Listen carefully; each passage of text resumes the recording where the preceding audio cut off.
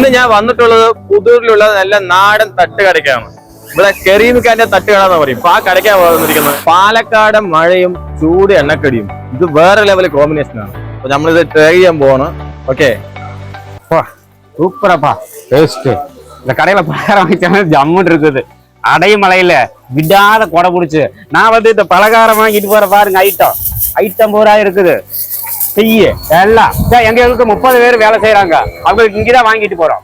வேற ஆர்டிஸ்ட் எல்லா ஆளுகளுக்கு நாங்கெல்லாம் பண்ணிட்டு இருக்கிறோம். டெய்லி வாங்கிட்டு போறோம். சூடா இருக்குது, ஃப்ரெஷ்ஷா இருக்குது. டீ சாப்பிட்டா கும்முன்னு இருக்குது.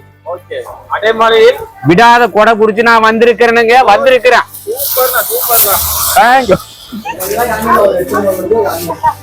நிறைய ஆட்கள் കഴിക്കാൻ വന്നിട്ടുണ്ട് ഇവിടെ.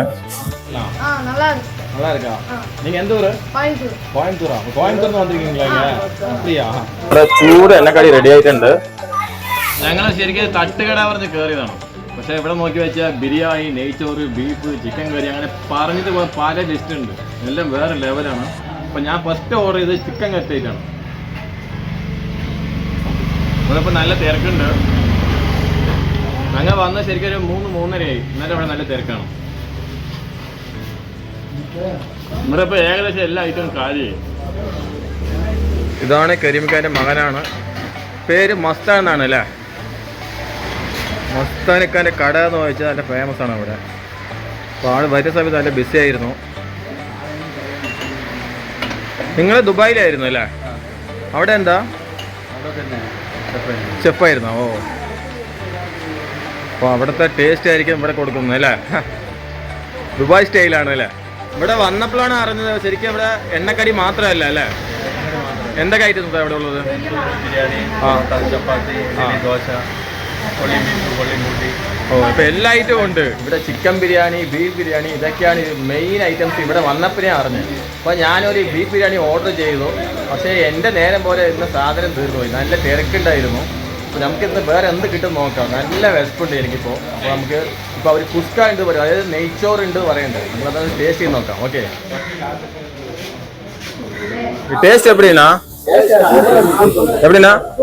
സൂപ്പറുங்களா? நல்லா இருக்குங்களா? ടേസ്റ്റാ? இப்போ நிறைய ஆட்கள் കഴിക്കാൻ വന്നിട്ടുണ്ട്. നല്ല അഭിപ്രായം പറയുന്നവര്. ഏതിനാ? கோயம்புத்தூருங்க. கோயம்புத்தூர்ல எங்கண்ணா நீங்க கொடுக்குறீங்களா? നല്ല അടിപൊളി നെയ്ച്ചോറും ബീഫ് കറിയും.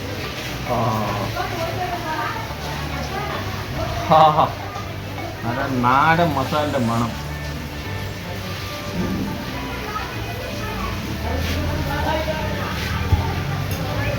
ശരിക്കും ഞാൻ കഴിക്കാൻ വന്നത് ഇവിടുത്തെ സ്പെഷ്യൽ ബിരിയാണിയാണ്. ഞാൻ എൻ്റെ നേരെ നോക്കി അത് കാര്യമായി. നെയ്ച്ചോറ് ഓർഡർ ചെയ്യിക്കണം. ഇതെങ്ങനെയുണ്ട് നോക്കാം. ഓക്കെ,